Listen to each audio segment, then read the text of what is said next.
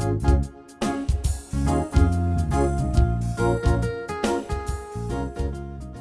guys, this is Claire with the Angels, and I thought I'd do a really quick little title update 19 update for you. So this is Minecraft. We've been waiting for this update forever for PlayStation.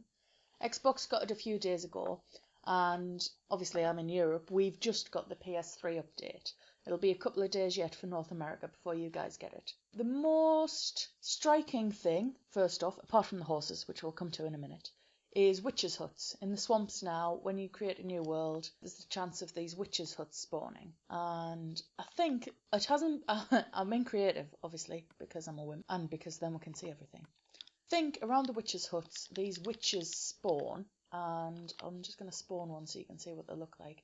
They throw potions at you, apparently. That's their method of attack, potion flinging. And they drop potions when you kill them. Another thing I noticed, which I hadn't actually seen on any of the notes, update notes, was bats now as well. So when you're down in the caverns and stuff, there's a chance that bats will come and get you. Little cutie pies, look at them. Ah. So yeah, witches and bats and witches' huts over in swamps. That's the first thing. And then over here, if we fly past the bats, I've done a nice little overview of the stuff. Look, there's the horses. We're coming on to horses, give us a sec. So first, one of the main things that I wanted to mention is bone meal. They've changed the way bone meal works. So bone meal now won't ripen a crop instantly with one hit. It'll do a random growing increment. So the more you hit it, the more it'll grow. But it'll grow anything sort of randomly from just sprout to all the way up. So that's seeds, that's ground state. So now it won't automatically ripen it all the way up. What it'll do is it'll grow at a random increment. We'll see how much that'll affect gameplay. I imagine not very much. The two new blocks we've got, the two major new blocks that'll be important, are you can now stack redstone dust into blocks and you can stack coal into blocks, which obviously means that you'll have a lot more room in your chests. Redstone block can also be used as a power source, which we'll look at just now. We've also got a few more clay blocks, coloured clay blocks. You can use these, they're the same colours as the wool blocks, but obviously these won't set fire in a lightning storm if you're building stuff out of them. So that's pretty cool. We've got two new minecarts. We've got a minecart with a hopper, and we've got a minecart with TNT. And there's also some new activator rail. So if I put an activator rail in, apparently this sets off minecarts with hoppers, it triggers them, and TNT, it should set it off, I think. So let's just see. I'm not sure. Ooh, shit. Back away. So yeah, that worked awesomely for the TNT. Lovely, good. Oh, nice. Anyway, so this is the redstone block, and as you can see, it was power in the redstone there. So that's now a power source. And there's this thing as well, which is a daylight detector. So when it's daytime, it'll send power. When it gets to nighttime, it'll stop sending power. Really pretty simple. I had it set up on an inverter earlier when I was playing with it, so when it stopped sending power, when the sun went down, I had my light switching on. But I'll show you how to do that in a later how-to. So redstone block, daylight. We've got a couple of new pressure plates here, weighted pressure plates. The way that redstone seems to work in this title update is that they seem to have changed the mechanics of it a little bit, in that it now depends how strong your current is. And it seems to be in increments of 1 to 15. So a redstone torch will power something for 15 blocks. So it'll be strongest where it is, and then it'll be weakest. It doesn't make a lot of sense until you start playing about with it. It took me a little while to understand. But these weighted power plates, if I stand on that, you can see it's only lighting up one block, so it's only providing one power. If I throw some things onto it, the more things I throw on, the more power it sends. You can see it's sort of, the power's creeping up that line. So 3 things on this gold plate, which is the light duty weighted pressure plate, will light the lamp. The iron one is supposed to be a heavy plate, so it's supposed to need a lot more stuff to send the signal. Now, I was trying to make it light this lamp up earlier, and it didn't matter how much stuff I was throwing on it. I couldn't get the current to go any further than 1. So either it needs a lot more stuff than I'm throwing, or I'm doing something wrong. Well, I'll play with that and get back to you on which it is. And the other new redstoney things are a trap chest. So when you open it, it sends power now. So you can see out back there, you open it and it sends a pulse. So obviously if you're going to set up a trap, stick some TNT under it or something, open the chest, kaboom, fun times. And we've also finally got hoppers. Hoppers are pretty cool in that you can throw stuff into them, or stuff can get dropped into them, and if you've got it set up next to a chest, it automatically puts it in the chest. You can also have it going into something else. So you can have the hopper pushing stuff down into, I think I've got it set up for a dropper here. Yep, so the dropper's got stuff in it and stores stuff in it. And then when you provide a signal to the dropper, so there's two things in that chest. If I stop pressing this button, the dropper will push things kind of through the back of the chest. Pushes one thing for every impulse you've got. It'll also, rather than a dispenser, whereas a dispenser will fire out things like arrows, fire charges and potions, it'll fire them out at speed and smash them. The dropper just kind of spits them gently. So if I stick a couple of potions in there, and hopefully if I press the button now, it'll just kind of like ploop. There we go. Nice and safe into my inventory. Full intact bottle. So yeah, droppers just kind of drop them rather than shooting them like dispensers. So that's the new redstone stuff. We'll be going through most of that in a later how-to or redstone how-to. Oh, the cow's come to join my things. Here's the stuff I know we're all most excited about. We've got donkeys over here and horses. Horsies. Horses have got hair bells. And there's horse armour and leads and other related stuff. Now you need to tame these, and you do that by L2 and ride after. L2 will get onto it, and if you've already tamed it, you just kind of follow it about. You can steer it if you put a saddle on it. And then you've got to press R3 to get off it. Now the donkeys seem a lot easier to tame than the horses.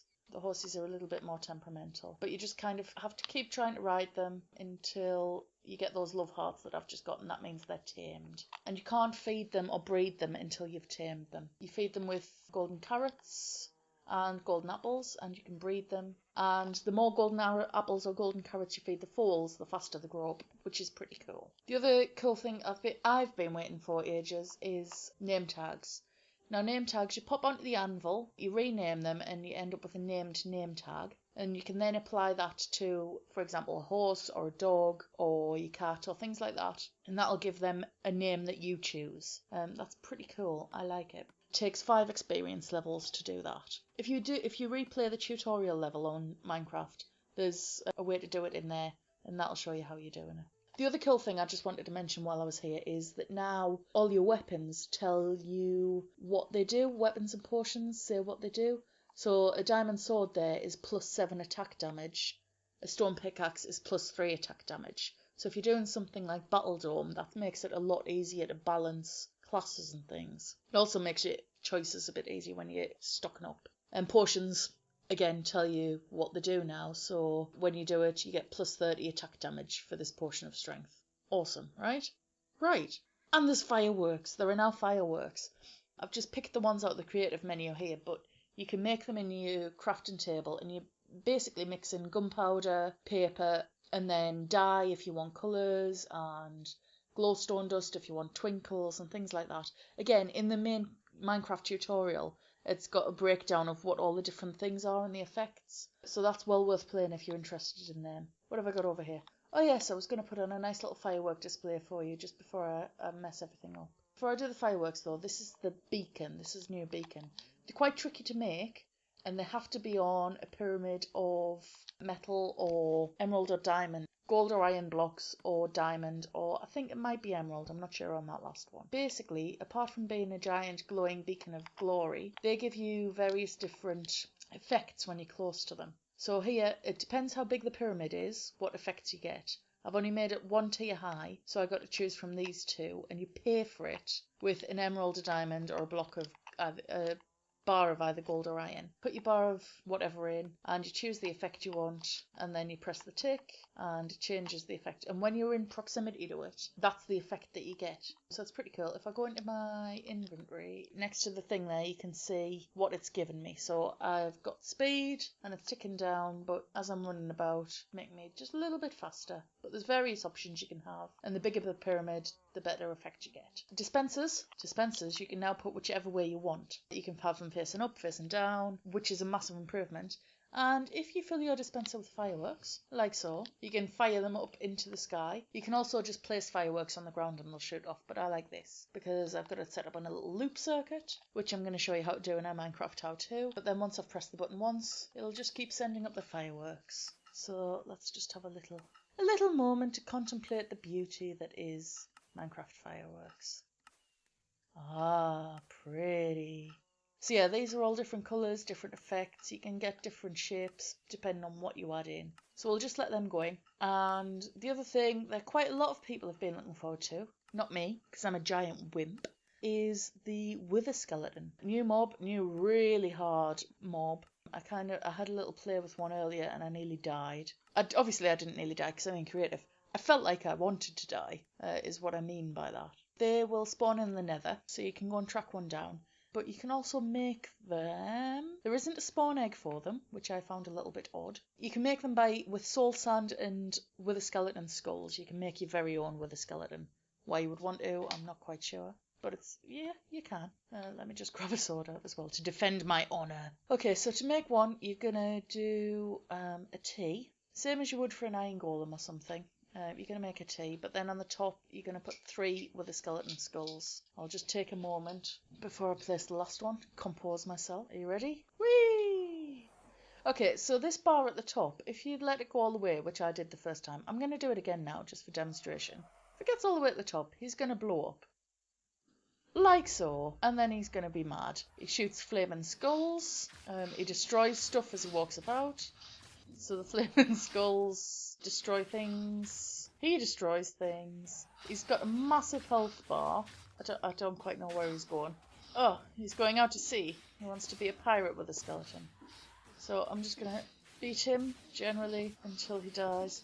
Once his health gets down to about a quarter, luckily he's not doing it this time, but when he was on land, he started going absolutely crazy and I couldn't get a hit on him for ages. This has actually been fairly peaceful. He's running away from me. I feel quite sorry for him, but never mind. He's dead. He was big. It was scary. He did a lot of damage. So yeah, oh god, yes, he did a lot of damage. So that's the wither. Yeah, you can go looking for them if you want. I know for certain I'm not going to be. But that, I think, is pretty much it for Title Update 19. That's all the new stuff. We'll be looking at stuff in more detail as we go through the next few how-tos. The only other thing I want to mention quickly is things in the inventory in the creative mode have moved around a bit. So it took me forever to find fences. They've moved from the miscellaneous over at the end there, over into building blocks. So you might just have to have a little bit of a shuffle around. If you can't find things, they are there. You're just going to have a look for them. The main one was the fences. They're over in building blocks now, down at the bottom of the first screen. That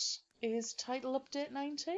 Hopefully, this has given you a quick little idea of what to expect. That's it for this episode. That was Minecraft How To. I'm Claire for the Angels.